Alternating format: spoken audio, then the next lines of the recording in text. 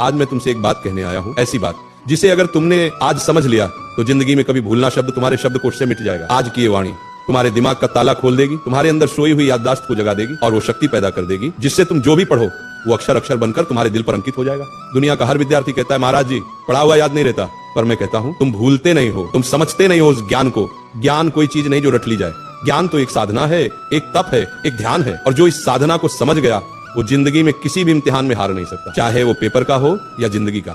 आज का ये प्रवचन तुम्हारी किताबों का नहीं, तुम्हारे अंदर के विद्यार्थी का पुनर्जन्म है। मैं आज तुम्हें वो 3 रहस्य बताने जा रहा हूँ जिन्हें अगर तुमने आज से अपना लिया तो तुम्हारा दिमाग एक ऐसा शस्त्र बन जाएगा जिससे तुम असंभव को भी संभव कर दोगे। पहला सूत्र, पढ़ते समय शरीर नहीं आत्मा लगाओ। जब तुम पढ़ाई करते हो तो सोचो क्या तुम्हारा मन वही है? किताब सामने है लेकिन मन मोबाइल में, मन किसी विचार में, मन किसी दोस्त में, ऐसे में कैसे याद रहेगा? ध्यान भटक गया, ज्ञान का दरवाजा बंद। जैसे दीपक तभी जलता है जब लौ स्थिर होती है, वैसे ज्ञान भी तभी टिकता है जब मन स्थिर हो। इसलिए जब भी पढ़ने बैठो पहले मन को शांत करो, गहरी सांस लो, अपने भगवान को याद करो, हे प्रभु मुझे एकाग्रता दो। अब किताब खोलो, हर शब्द को ऐसे पढ़ो जैसे वह शब्द नहीं ईश्वर का आशीर्वाद हो। वही चीज जो पहले 10 बार पढ़ने पर याद नहीं होती थी अब एक बार में तुम्हारे मन में बस जाएगी, क्योंकि जब मन जुड़ता है तभी स्मरण शक्ति सक्रिय होती है। दूसरा सूत्र, समझो रटो मत। आज के ज्यादातर विद्यार्थी रट कर पढ़ते हैं, पन्ने के पन्ने याद करने की कोशिश करते हैं बिना ये जाने कि उसमें लिखा क्या है। बेटा याद रखो, जो समझता है उसे भूलना मुश्किल है और जो रटता है वो भूलना तय है। समझकर पढ़ाई करने वाला विद्यार्थी सिर्फ किताब का ज्ञान नहीं बल्कि जीवन का ज्ञान पाता है। मान लो तुम्हें कोई टॉपिक पढ़ना है तो उसको चित्र बनाकर समझो, वो कैसे सूरज से गर्म होता है, कैसे बादल बनता है, कैसे बारिश आती है।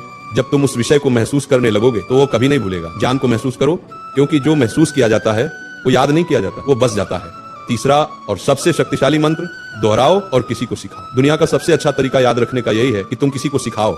जब तुम सिखाते हो तो दिमाग खुद ब खुद गहराई में उतरता है। हर बार जब तुम दोहराते हो तो याददाश्त मजबूत होती है। अगर तुमने किसी चैप्टर को आज पढ़ा तो 24 घंटे बाद उसको दोहराओ, 3 दिन बाद फिर से पढ़ो, 7 दिन बाद फिर से दोहराओ। यही है स्पेस्ड रिपीटिशन, दिमाग की शक्ति का राज।